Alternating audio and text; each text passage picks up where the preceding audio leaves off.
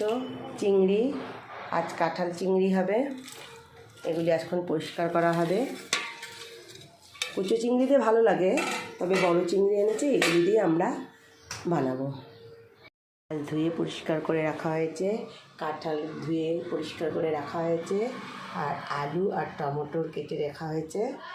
আর এই যে মশলাতে থাকছে জিরা গুঁড়ো, লঙ্কার গুঁড়ো, হলুদ, লবণ আর একটু ধনিয়ার গুঁড়ো। আর আমরা এটা পেস্ট করে দিব। পেঁয়াজ, একটুখানি রসুন দিয়েছি, আর হলো আদা। হয়ে গেছে, ফোড়নে দিয়ে দিচ্ছে গরম মশলা, জিরে আর শুকনো লঙ্কা। এখন আলু, এর মধ্যে আলু দিয়ে দিচ্ছে। আলুটা ভেজে ভাজা হয়ে গেলে টমেটো দিয়ে দেওয়া হচ্ছে।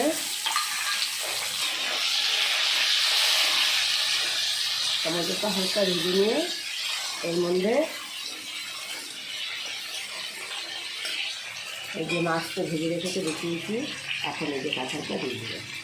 এই যে আমার দিদি রান্না করছে, দেখো।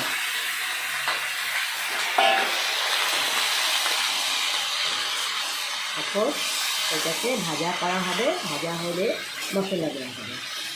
হালকা ভাজা হয়ে গেছে। এখন আমরা পেস্ট করে রেখেছিলাম যে আদা, রসুন আর পেঁয়াজ, মশলাগুলো দিয়ে দিচ্ছি।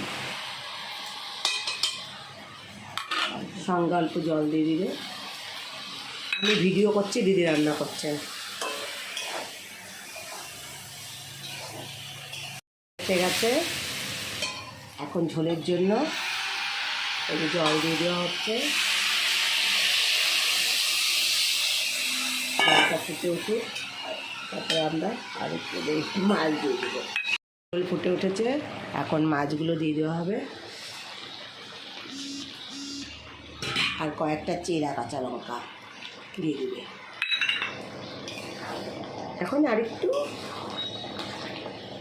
জাল দিয়ে নামিয়ে নেবে, আমাদের কাঁঠাল চিংড়ি রেডি হয়ে যাবে। আমরা কাঁঠাল চিংড়ি কেন বলছি, এঁচোড় চিংড়ি না বলে? নামানোর আগে অবশ্যই গরম মশলা একটু দেওয়া হবে, ঘি গরম মশলা। আমরা যেটা বলছিলাম কাঁঠাল চিংড়ি কেন বলছি, এঁচোড় বলছি না কেন?